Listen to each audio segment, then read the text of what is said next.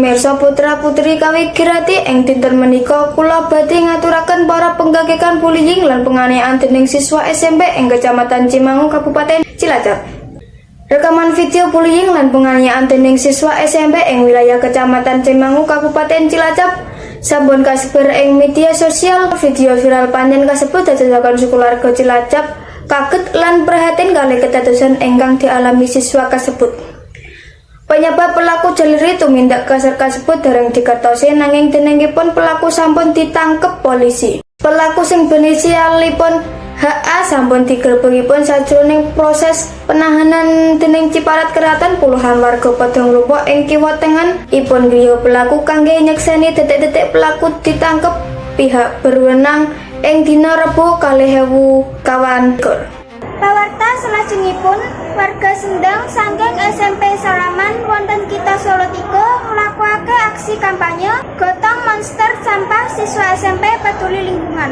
Siswa lan siswi gotong royong resik-resik lan nglampahake aksi kampanye. Kagem salajengipun badhe ngaturaken reporter Rahmania Syafitri.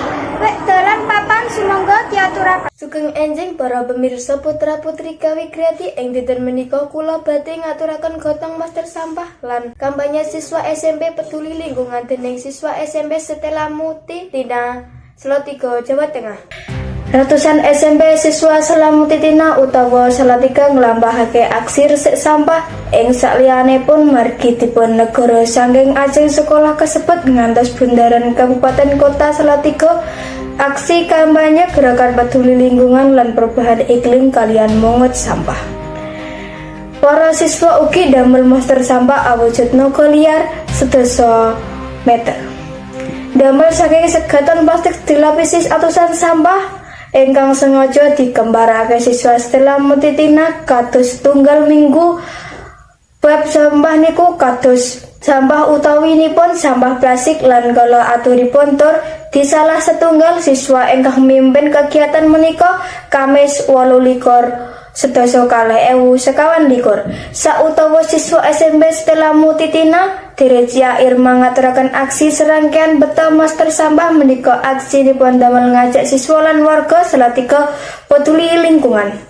Kita pengen ngajak siswa SMP menika sepatus peduli lingkungan sebabipun mangke ingkang gadhah bumi menika inggih siswa-siswi menika menawi boten dipun jagi saking sak menika piyambakipun ajeng angsal kurune sampah.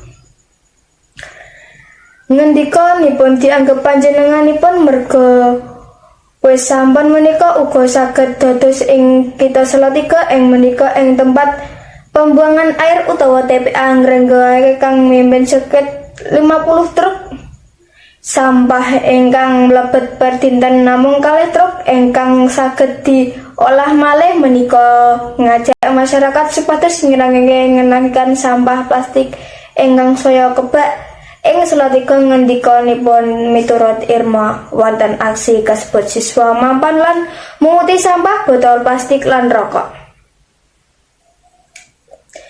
Sampah kasebut mangke ajeng dietah lan dilabrake wonten dinas dengan damel dados bahan edukasi lan evakuasi. Matur suwun kalian kawigatosanipun para pamirsa ingkang sampun kersa nderekaken pelakuning pawarta ing dinten menika. Kula lan kanca kula nyuwun pamit undur diri. Wassalamualaikum warahmatullahi wabarakatuh.